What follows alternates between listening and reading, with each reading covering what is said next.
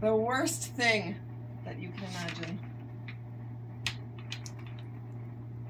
A spill in your laptop. Is it dead? Is this finished? Well, we're here at Mentor Computers to answer this question. Leo, what do I do? Well, when you have any liquid in a computer, you're going to have to make sure that it has no electricity. Now, I see it's not plugged into the wall, but if you flip it around, that's the battery assembly. So unplug it first, if it is plugged in. Yeah. All right. First thing, unplug your computer, because electricity and liquid don't work very well together. Second thing, am I going to get a shock just touching that? You're not. You're fine. Okay. I'm going to take the battery out. And now you can flatten it down a little bit. Okay. And that liquid is going to just come out of the computer as much as it can. Well, now what we have to do is we have to realize that once we've unplugged that battery, there is no electricity really in that computer. So even though there is water on it, or in this case coffee, it's not going to be damaged now. That's the most important and critical thing you can do. Remove the battery. Remove the battery. Remove Stop the battery. power. Don't electrocute yourself. That's right. Now, you got to bring it to some place that's got a desiccator, but for now, what you need to do is put more paper toweling into that. Okay. And flip it around. We're going to flip that around. Yep. And we'll put paper toweling. Oh, we're leaking everywhere here. Yeah, we are. I've got some more paper towels. We'll put paper toweling here. Okay. Good. Maybe another sheet. Okay. All right. Now, we don't want it to soak into the computer, so if we put the lid down this way and then flip it around, any of that water is going to go into the paper toweling. If there's lots of it, I don't think there is anymore, it's just going to pool on the screen. So that is the best way to bring this to us. And wipe the outside too. So it's better if the water pools in the screen than in the computer itself. Why is that? Well, the screen is made to have a little bit of water on it. If you're going to wash the screen, right. You're going to spray something on it. I mean, it's sort of made for that. The keyboard is not. It's directly accessible to the rest of the computer itself. Okay. So we need to get one of those then. I'm going to bring this upside down with some Bounty, some paper towels sandwiched in there. Right. And now, what are you going to do? Well, one of the guys is going to take that apart. Okay, and I've done that already here. I've got a part of a motherboard, and there is a battery in here too that we're going to have to get rid of. So I'll just liberate that. And this has coffee on it, so that means we're going to have to wash this. And if there's no battery running, we can take a surfactant. That's what we tend to use. So by wash it, you mean like put it in the sink and like wash it? Well, we're not going to scrub it, but we're going to wash it, okay? Okay. And that surfactant is going to take any of that coffee off of that motherboard. Can I just do that at home? Like take this out and put it in my sink and wash it? Well, all you need is 2-butanol hexanol, sodium benzoate sulfonate. First degrees in chemistry, and I apologize, I didn't say that correctly. But nonetheless, you need a surfactant, and you have to drain off anything that might be spilled onto that with the surfactant. Then you have to wash off the surfactant. And surfactants love water, so it's going to come off with any water that's going to be on that.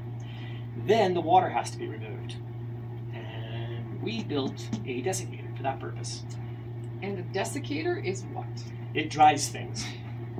So it dries things. Okay, like a clothes dryer for computers. It is, yeah.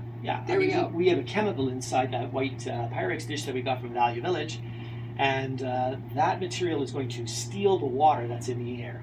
This fan from a broken computer is going to agitate the air. So you mean you literally built this? Yeah, we needed something, and we built that a couple of years ago. It's cleaned many cell phones. It's dried many laptops as well. So it's functioned well for us. So a lot of people think you can just take a laptop or your cell phone or an iPad and just put it in a bag of rice, and that will do too. Is that true? Can you do that? That's the biggest myth. I mean, bag of rice. I'm sure it's possible to treat rice that way, but upon my calculations, it's about 5,000 hours of rice, 1 hour in here. 5,000 hours of rice versus 1 hour in the home-built desiccator. How many other computer shops in Thunder Bay have built their own desiccator? I think all the computer shops that have a person who's got to have their first degree in chemistry and who has a clear case they wanted to throw out and have gone to Bull's Feeds to get the appropriate substance for the desiccant, that number. I think it's one. I think it's one, yeah. One. The hand-built desiccator that does 5,000 hours worth of rice work in 1 hour. So how does it actually work? What happens here? What do? You just put the computer in? We put the part that has to be dried in here. And in here right now, it's like Iraq. It will be very, very dry. Okay? So any water that's on that surface is Oh, going it's to like evaporate. Iraq, because Iraq is a desert. That's very funny. That's what I was trying to do. Okay. Anyway, so what's going to eventually happen is that the substance in that white Yep. container is going to turn a little bit bluish, and that's a good indicator for us that it's actually working, because you don't really see water vapor moving around. The substance in there will turn blue. This little fan spins around, make sure the air is everywhere. We can be really scientific. We've got 2 sets of gauges that work on different principles to tell us what the humidity is in there, and it's pretty low. Okay. So as a result, we can dry something out. 24 hours, it'll be dry again. It takes 24 hours to dry the computer. Yeah, we like to go 24 hours before we fire it up. That's the mistake a lot of people do.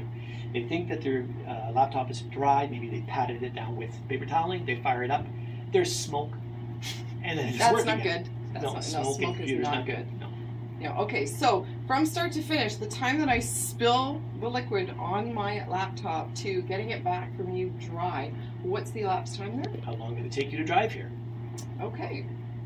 Is it important that I get here quickly? If it's on the weekend, I wouldn't stress. But, we're open at 8 o'clock in the morning, so if you can get it here to Adam, who opens at 8 o'clock, he can take it apart.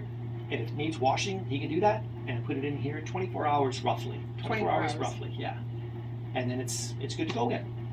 Ballpark figure, start to finish, how much can we expect to pay for a laptop wash and dry? Well, I guess it should be more expensive if it's coffee because we've got other things to do. But no, we charge $65. That's 1 hour of our time. We have to take apart the unit. We have to wash this. It has to go into the unit. And then it has to be taken out and it has to be reassembled. So we charge 1 hour of time, $65 plus HST. And then we're good. All right, so $65. Have you spilled something into your laptop? It's not destroyed. Don't believe it. You can bring it in here to Mentor Computers, where we have a hand-built desiccator that will restore your computer to life in 24 hours for $65 plus HST.